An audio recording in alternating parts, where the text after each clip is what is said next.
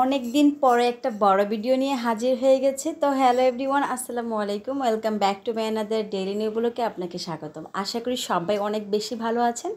আলহামদুলিল্লাহ আমি অনেক ভালো আছি। গ্রামের মানুষরা এত সুন্দর নিখুঁতভাবে কাজ করে আমি না দেখলে বিশ্বাসই করতাম না।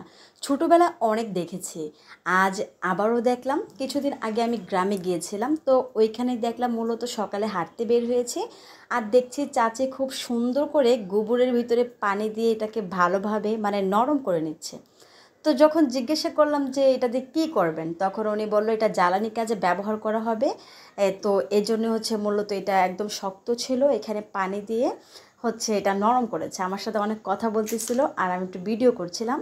তো উনি বলছে সমস্যা নেই, করেন আর একটু শিখেন। আমি ভাবছি যে চলে যাব, বলছি যে আচ্ছা ঠিক আছে চলে যাই, কিন্তু উনি আমাকে রাখছে, বলছে দেখেন যে কিভাবে আমরা এটা বানাই। তো আমিও দেখছিলাম, আমার খুব ভালো লাগছিল।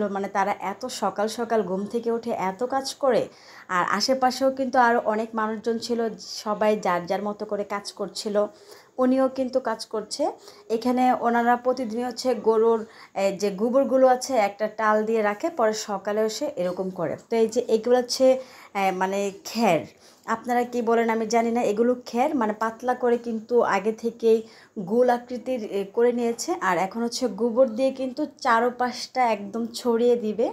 তো আমার কাছে ভীষণ ভালো লেগেছে। আরও দেখেছে অনেকগুলো করেছে, উনি অনেক সকালে আসছে।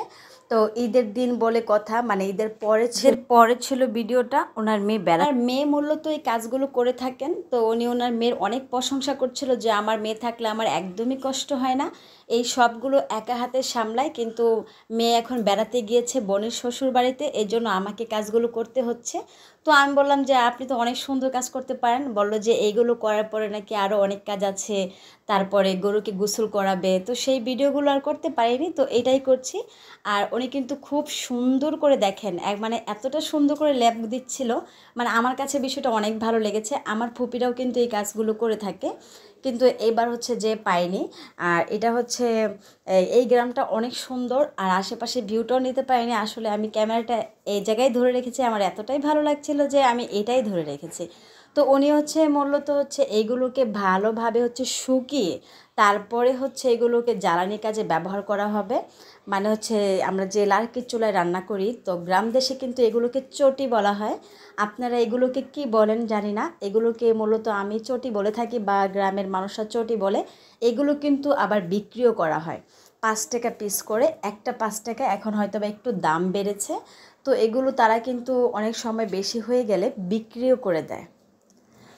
তো এরকম দৃশ্য দেখলে আসলে অনেক ভালো লাগে। আর তারা যে এতটা ধৈর্যশীল ব্যক্তি, কি বলবো, তাদের অনেক ধৈর্য। আমাদের শহর অঞ্চলে কিন্তু এতটা ধৈর্য নেই, এগুলো কেউ করবে না, মূলত গরুই কেউই পালবে না। আর তারা কত সুন্দর করে গরু পালে, গরুর যে গোবরটাকেও কাজে লাগায়, সব কিছুই কাজে লাগায়।